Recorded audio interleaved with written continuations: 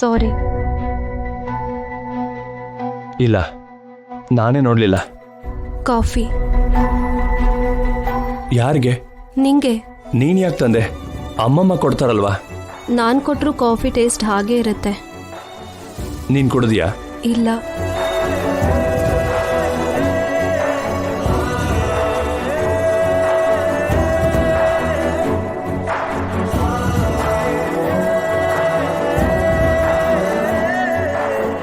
ಕುಡಿ.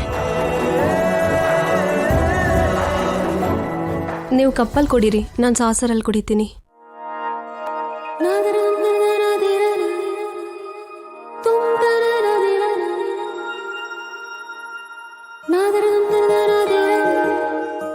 ನೀವು ಹೆಣ್ಮಕ್ಳು ತುಂಬ ಬೇಗ ಅಡ್ಜಸ್ಟ್ ಆಗ್ತೀರಾ ಅಲ್ವಾ?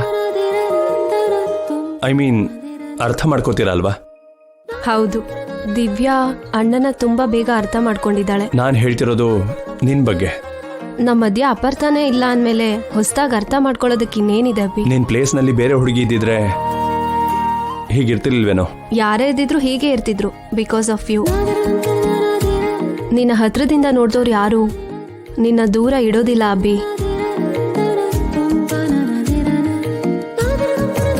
ಮೇಣದ ಬತ್ತಿ ಬೆಳಕಿನಲ್ಲಿ ಕೆಲವರು ಬೆಳಕನ್ನ ನೋಡ್ತಾರೆ, ಕೆಲವರು ಬೆಂಕಿನ ನೋಡ್ತಾರೆ. ಆದ್ರೆ ತುಂಬಾ ಕಡಿಮೆ ಜನ ಮೇಣದ ಬತ್ತಿ ಕರ್ಗೋಗೋದನ್ನ ನೋಡ್ತಾರೆ. ದಿವ್ಯಾ ನಿನ್ನಲ್ಲಿ ಬೆಳಕನ್ನ ನೋಡ್ತಿದ್ದಾಳೆ.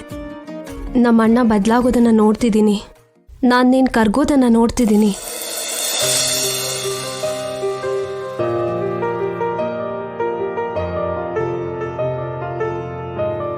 ನೀನು ಯಾಕೆ ನೋವು ಪಡ್ತಿದೆಯೋ ನನಗೆ ಗೊತ್ತಿಲ್ಲ ಅಭಿ. ಆದರೆ ನಿನ್ನ ನೋವು ನಾನಾಗಿದ್ರೆ ಮಾತ್ರ ನನಗೋಸ್ಕರ ನೋವು ಪಡಬೇಡ.